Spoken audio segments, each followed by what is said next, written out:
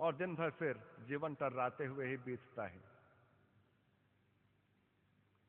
सवेरे उठ करके हाथ मुंह धोने के पहले, शौच जाने के पहले, शैया त्याग करने के पहले चुपचाप बिस्तर में बासे मुंह बैठ जाओ और बासे मुंह बैठ करके मन में एक संकल्प लो, आरोग्य का, स्वास्थ्य का, जो शारीरिक हो, जो मानसिक हो, जो भावनात्मक हो, जो पारिवारिक हो, और स्वास्थ्य का, आरोग्य का संकल्प लेकर के महामृत्युंजय मंत्र का पाठ 11 बार सवेरे बिस्तर में बैठे ही कर लो। कम से कम एक मंत्र संकल्प के रूप में मन में तो प्रवेश करेगा और एक संकल्प के रूप में जो मन की अशांत स्थिति रहती है, उस अशांत अवस्था को एक सकारात्मक अवस्था में परिवर्तित कर देगा। 11 बार महामृत्युंजय मंत्र का जप स्वास्थ्य का संकल्प लेकर के, आरोग्य का संकल्प लेकर के, उसके पश्चात 11 बार गायत्री मंत्र का जप प्रतिभा और बुद्धि विकास का संकल्प लेकर के।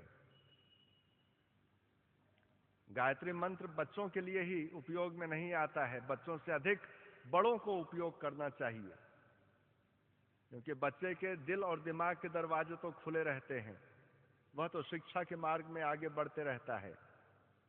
डिग्री मिलने के बाद, डिप्लोमा मिलने के बाद आदमी लोग अपने दिमाग के दरवाजे बंद कर देते हैं, सोचते हैं कि मैं सब जान गया हूं, तो उनका दिमाग फिर संकीर्ण हो जाता है, मन संकीर्ण हो जाता है, भावना संकीर्ण हो जाती है। बुद्धि की व्यापकता, भावना की व्यापकता और विवेक को अपने जीवन में स्थान देने के लिए गायत्री मंत्र का जप 11 बार होना चाहिए संकल्प लेकर के। और उसके पश्चात तीसरा मंत्र है दुर्गा जी के 32 नामों का पाठ 3 बार, जो हम लोगों ने किया। क्योंकि देखो भाई, दुर्दशा तो हर व्यक्ति के जीवन में होती है, आज नहीं तो कल। दुर्गति हर व्यक्ति के जीवन में होती है, चाहे वो परिस्थितिवश हो, चाहे प्रारब्धवश हो, लेकिन हर व्यक्ति का जन्म सिद्ध अधिकार होता है कि वह जीवन की दुर्दशा से, दुर्गति से मुक्ति पाए। और उसके लिए जगत जननी माता का आवाहन, दुर्गा जी के 32 नामों का पाठ, अपने जीवन की दुर्दशा दूर हो, अपने परिवार की दुर्दशा दूर हो, अपने स्वजनों की दुर्दशा दूर हो, कष्ट दूर हो, इस भाव को लेकर के दुर्गा जी के 32 नामों का पाठ 3 बार रोज करना चाहिए। तो सबसे पहले महामृत्युंजय मंत्र, उसके पश्चात गायत्री मंत्र 11-11 बार, और अंत में दुर्गा जी के 32 नाम 3 बार। और इससे आपका दिन प्रारंभ होता है, इससे आपकी दिनचर्या प्रारंभ होती है, इससे आपका योग प्रारंभ होता है। और एक स्वस्थ मन के साथ जब हम अपना दिन बिताते हैं, एक सकारात्मक संकल्पित मन के साथ, तो हम लोगों का वह दिन भी फलदायक होता है, शुभ फलदायक होता है। तो जिस योग साधना की बात हम लोग इस शिविर के दौरान कर रहे हैं, उस योग साधना का पहला अंग होता है मंत्र साधना। और मंत्र के बारे में अभी इतना ही बतलाएंगे, कल के लिए भी तो कुछ आइटम रखना है। अब हम लोग दूसरे चरण की ओर चलते हैं, आसनों का, अभ्यास। आसन तो भाई बहुत सारे हैं। शास्त्रों में कहा गया है कि 84,000 आसन हैं। अगर 84,000 आसन को हम लोग करना भी चाहेंगे तो एक जीवन काल में करना संभव नहीं होगा। इन 84,000 आसनों में 8,400 आसनों को प्रमुख बताया गया है और 8,400 आसन भी बहुत मुश्किल है करना, हड्डी टूट जाएगी। इन 8,400 आसनों में 84 आसन को महत्वपूर्ण बताया है और 84 आसन जो हैं बहुत लोग उसको करते भी हैं, लेकिन हर व्यक्ति के लिए तो संभव नहीं होता। ना उसको यह समझ में आता है कि मेरे लिए कौन सा उपयोगी अभ्यास है, बल्कि आसन को तो हम किताबों में जो गुण और दोष लिखा है उसी के आधार पर निर्णय लेते हैं कि हमारे लिए क्या उपयुक्त है। लेकिन आसनों का अभ्यास गुण और दोष के आधार पर नहीं होता है।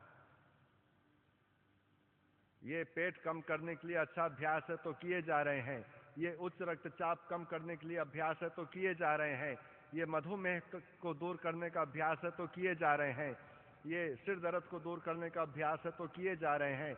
नहीं, आसनों का जो अभ्यास होता है वह एक बीमारी को दूर करने के लिए नहीं होता।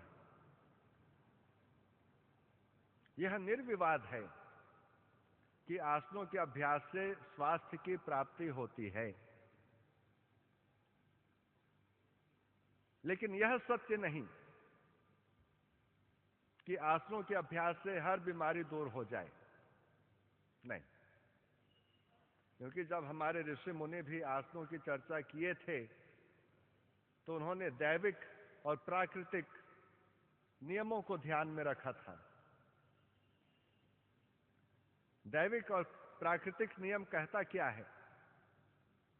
जो आदमी जन्म लेता है एक दिन तो वो मरेगा ही। जन्म और मृत्यु के बीच में ही हमको अपना जीवन जीना है और कुछ ऐसी प्रक्रियाएं होती हैं जिसको हम नियंत्रित नहीं कर पाते हैं, जैसे जरा, बुढ़ापा। बुढ़ापे को तो कोई रोक नहीं सकता है। इतिहास में कहते हैं कि 2-4 लोगों ने ही रोक पाया है। श्री कृष्ण जी नित्य युवा कहलाते थे, वो बूढ़ा नहीं हुए, जबकि उम्र उनकी थी 125 साल, लेकिन वो 45-50 के ही हमेशा लगते थे।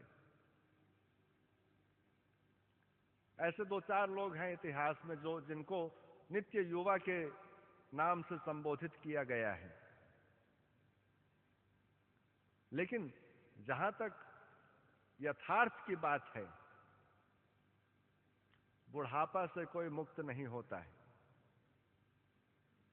और जहां तक यथार्थ की बात है, बीमारी से भी, व्याधि से भी कोई मुक्त नहीं होता है। जन्म, व्याधि, जरा और मृत्यु, ये सृष्टि के 4 शाश्वत सत्य हैं।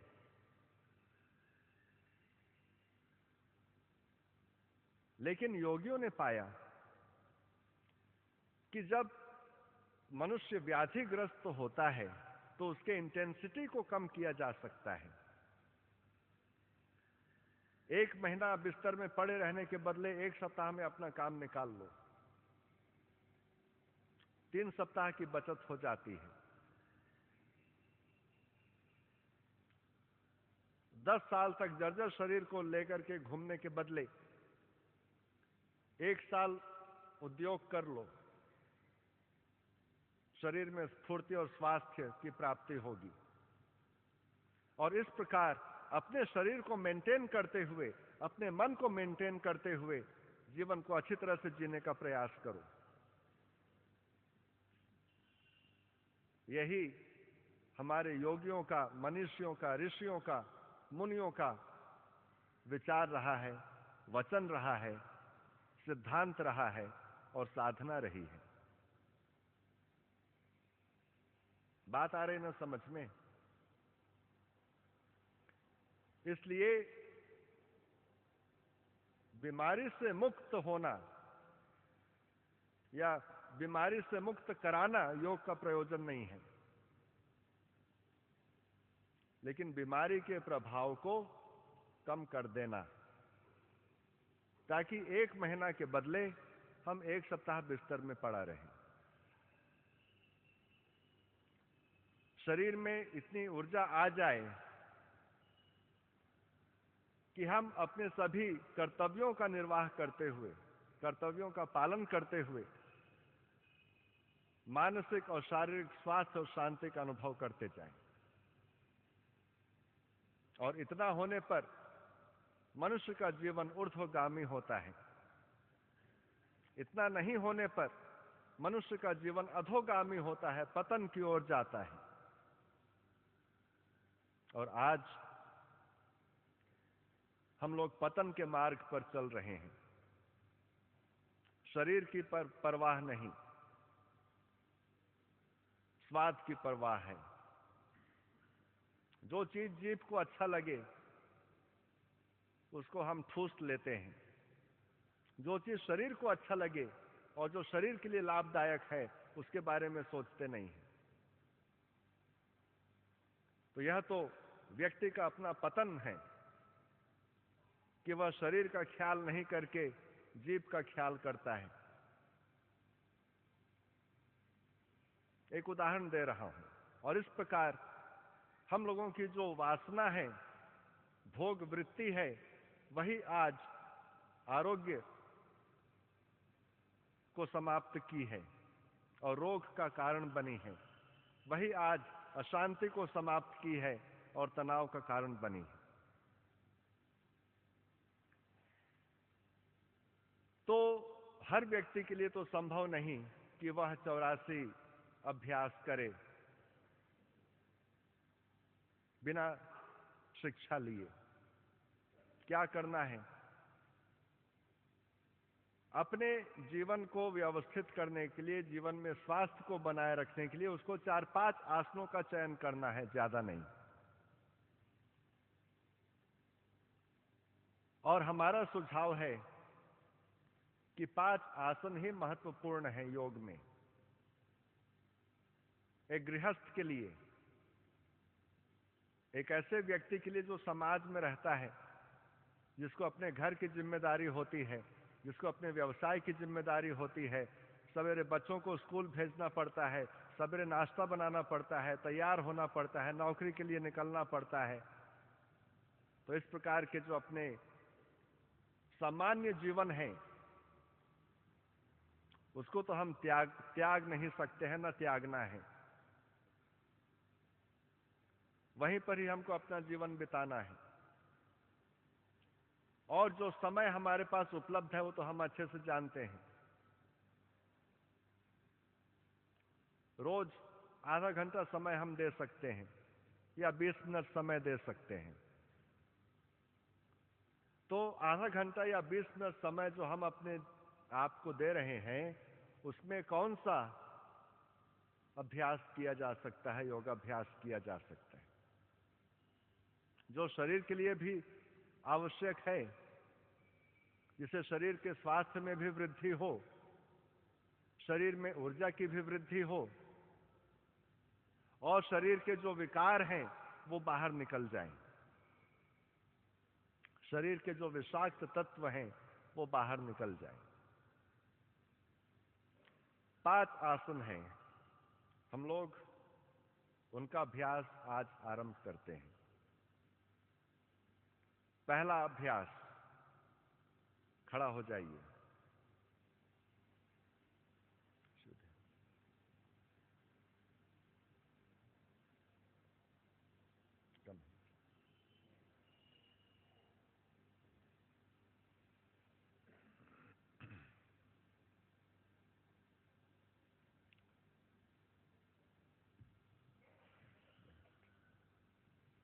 पहला अभ्यास ताड़ासन का। दोनों पैरों को एक साथ रखते हुए खड़ा हो गए, हाथों की अंगुली को सामने बांध लिए और हाथों को उल्टा करके हथेली को सिर के ऊपर में रख लिए। ये सामान्य स्थिति होती है। अब इस अवस्था में श्वास लेते हुए अपने पूरे शरीर को अपने पंजों पर खड़ा करना है। हाथों को ऊपर तानिए और छत को छूने का प्रयास कीजिए। पूरे शरीर को तानिए श्वास लेते हुए ऊपर, और श्वास छोड़ते हुए फिर पैर जमीन पर, हथेलियां सिर के ऊपर में। श्वास लेते हुए पूरे शरीर को तानिए ऊपर, श्वास छोड़ते हुए नीचे।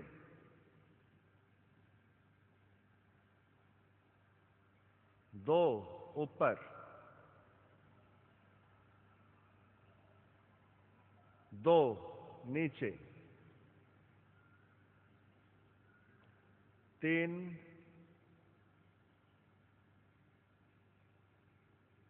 तीन, चार, चार, पांच, पांच, छः, छः,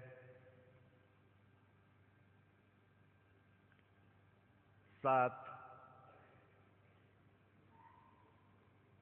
सात, हाथ नीचे। इसको कहते हैं ताड़ासन। इस अभ्यास को करने से शरीर के सभी जोड़ फैलते हैं, और जोड़ों में जब कभी तनाव रहता है, कड़ापन रहता है, तो उससे मुक्ति मिलती है। जोड़ों को फैलाने के लिए, रक्त संचार को ठीक करने के लिए इस आसन का अभ्यास होना चाहिए। दूसरा अभ्यास तिर्यक ताड़ासन। पैरों को करीब 3 फुट अलग फैला लीजिए।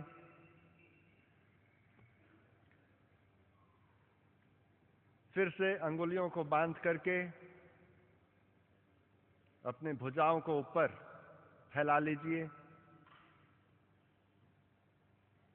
इस अवस्था में गहरी श्वास अंदर लें और श्वास छोड़ते हुए दाहिने तरफ अपने शरीर को झुकाइए। दाहिने तरफ, राइट साइड। श्वास लेते हुए बीच में, श्वास छोड़ते हुए बाएं तरफ।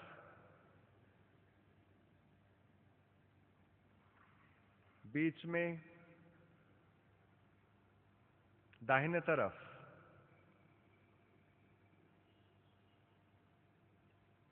बीच में,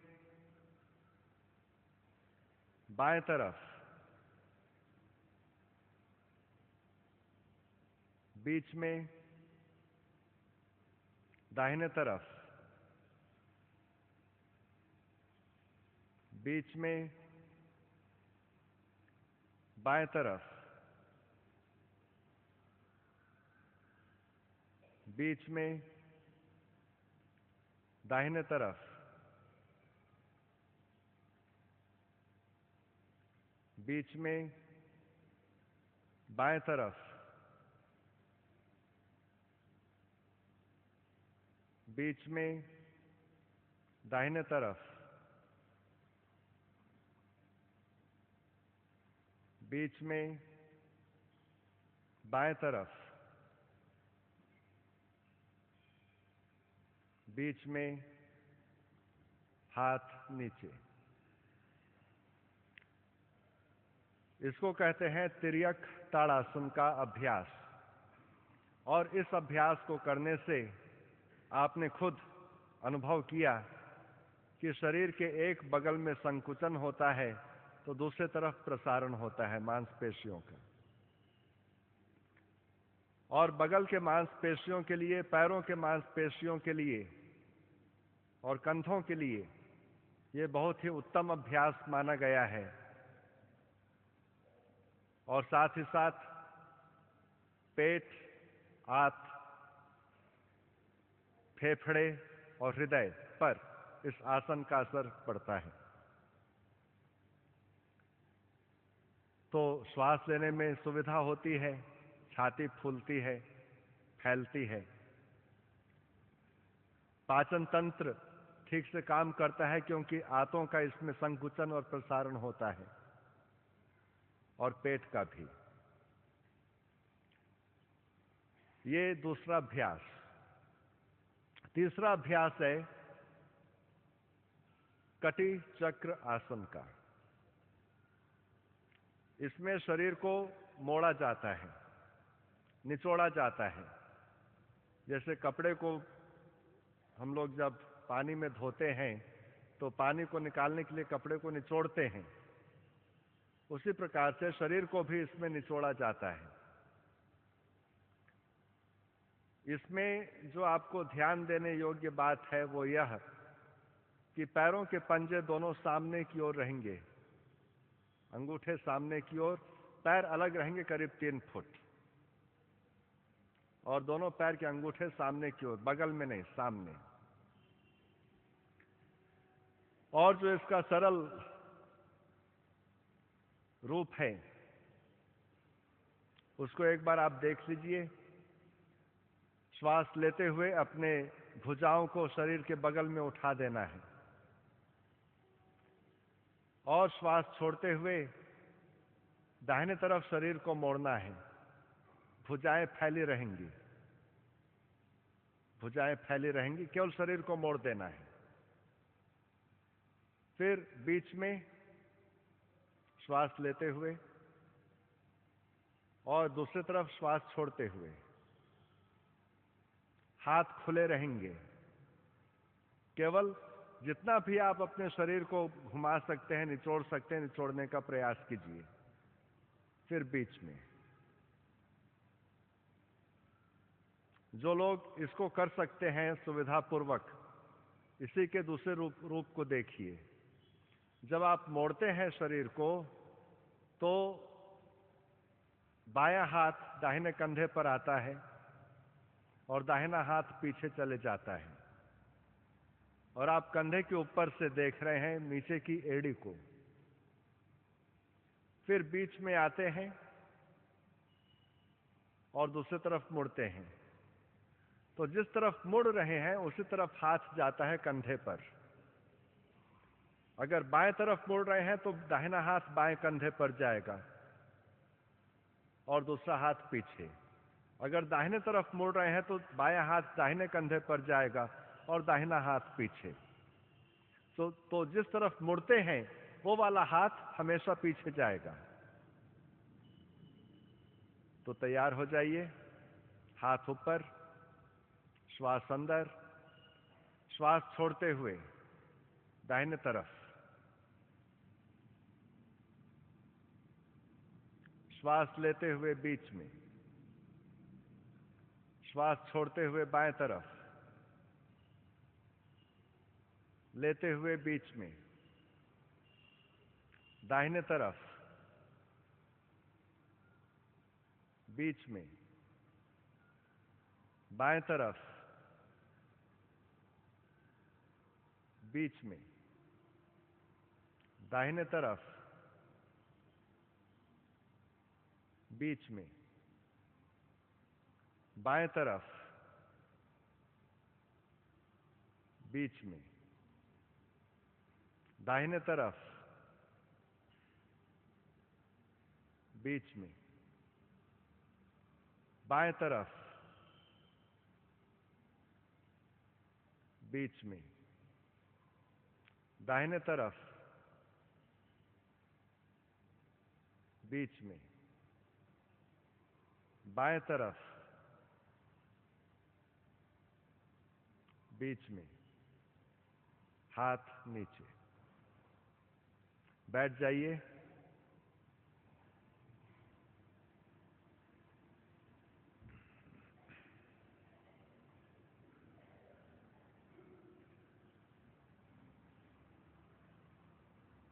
एक आरामदायक आसन में बैठ करके कुछ क्षणों के लिए आंखों को बंद कर लीजिए।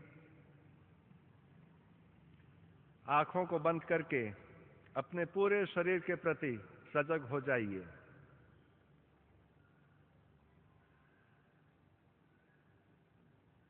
पूरे शरीर को मानसिक रूप से देखिए और पूरे शरीर को ढीला छोड़ दीजिए। शरीर में कहीं भी कड़ापन नहीं, तनाव नहीं।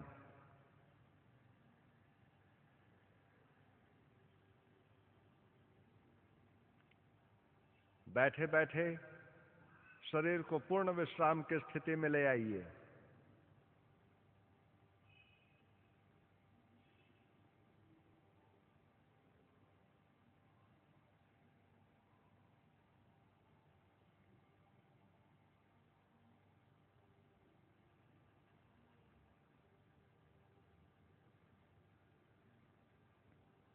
अपने श्वास के प्रति सजग हो जाइए। श्वास को अंदर आते और बाहर जाते देखते जाइए मानसिक रूप से।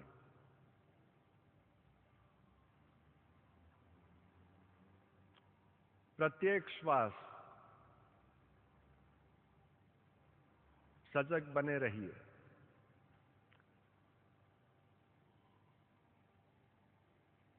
जब श्वास अंदर लेते हैं तब मन में सजगता होनी चाहिए कि मैं श्वास अंदर ले रहा हूं।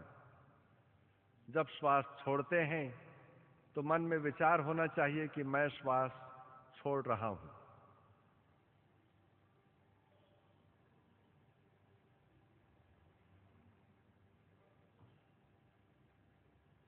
प्रत्येक श्वास प्रश्वास की क्रिया को देखते जाइए। कोई भी श्वास बिना आपके जानकारी के ना अंदर आ सकती है ना बाहर जा सकती है।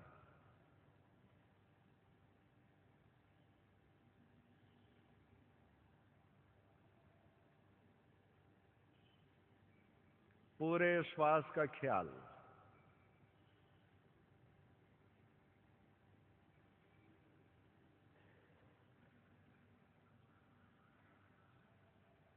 अब अपने श्वास को गिनना है।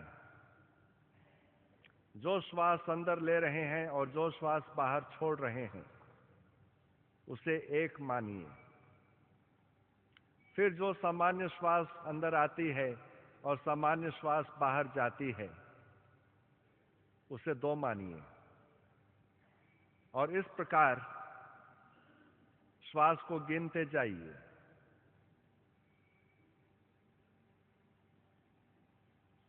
सहज श्वास।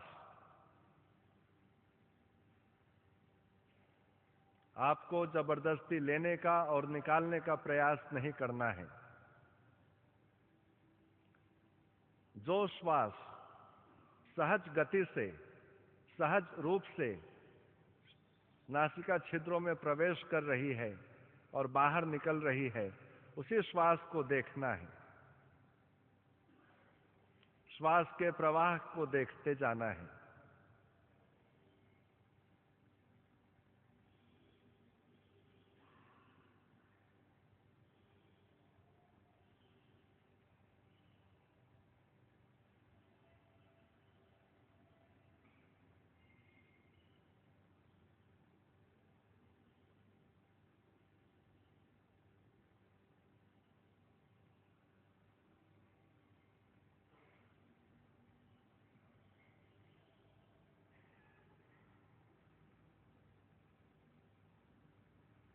अब अपनी सजगता को बहिर्मुखी बना लीजिए।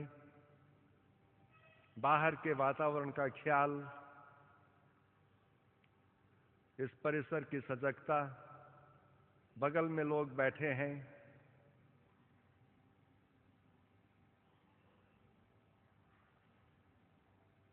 हरिओम तत्सत। धीरे से आंखों को खोल लीजिए। हाथों को रगड़ करके बंद आंखों पर रख लीजिए और उसके पश्चात आंखों को धीरे से खोल लीजिए।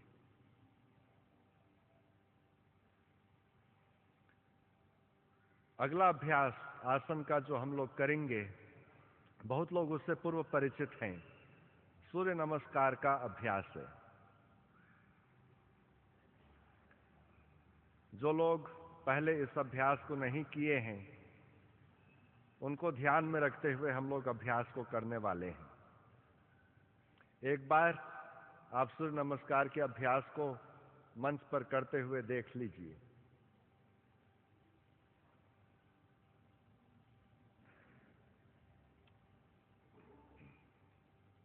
इस अभ्यास में 12 स्थितियां होती हैं। मुख्य रूप से जो भिन्न स्थितियां हैं वो है नंबर 6 और नंबर 7, और जो सामान्य स्थितियां हैं